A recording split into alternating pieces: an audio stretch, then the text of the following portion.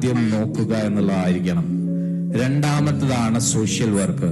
Social വർക്കിന് വേണ്ടി മാത്രം പുറകെ നടന്ന് ആത്മഹത്യ ചെയ്യേണ്ടി വന്ന മനുഷ്യന്മാരുണ്ട്. ഈ നാട്ടില് എത്രയോ വലിയ വലിയ കാര്യങ്ങൾ ചെയ്തിട്ട് സ്വന്തം സിറ്റ് ഔട്ട് ഇത്ര വർഷങ്ങളായിട്ട് കുവൈത്തിൽ വർക്ക് ചെയ്തിട്ട് സ്വന്തം വീടിന്റെ സിറ്റ് ഔട്ടിൽ കുമ്മായ ഇടാൻ പറ്റാത്ത ഒരു മനുഷ്യനുണ്ട് ഇവിടെ. കണ്ടിട്ട് ആരെങ്കിലും? സലീം ക ഒന്ന് എണീറ്റിരുന്നേ, എല്ലാരും ഒന്ന് കാണട്ടെ. സലീം കൊമേരി എന്നാണ് ഈ മനുഷ്യന്റെ പേര്. അഷ്റഫ് താമരശ്ശേരി നിങ്ങളൊക്കെ കേട്ടിട്ടുണ്ടാവും അല്ലെ? അതേപോലെ സലീം കൊമേരി എന്ന് പറയുന്ന ഈ മനുഷ്യൻ ആരാന്നറിയോ നിങ്ങൾക്ക്? ഏകദേശം 47ഓളം മൃതദേഹങ്ങളാണ് ഒരൊറ്റ തീപിടുത്തത്തിൽ നിന്ന് കുവൈത്തിൽ നിന്ന് ഇങ്ങോട്ട് അയച്ചത്. ഇന്ന് ഏകദേശം 1000കണക്കിന് മൃതദേഹങ്ങൾ കുവൈത്തില്.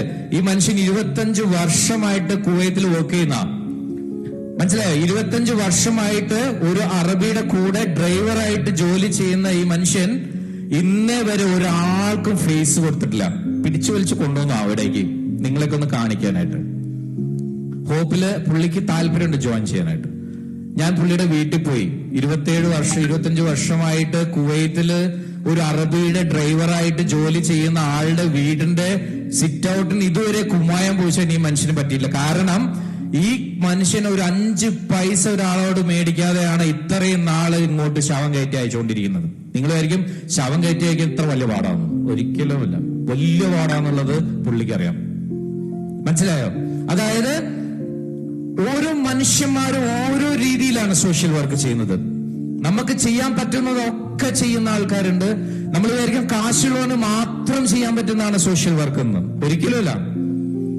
നിങ്ങൾക്ക് വേണ്ടത് നല്ല മനസ്സാണ്. നല്ല മനസ്സാവണമെങ്കിൽ നല്ല മനുഷ്യനാവണം. നല്ല മനുഷ്യനാവണമെങ്കിൽ നല്ല അനുഭവം വരണം.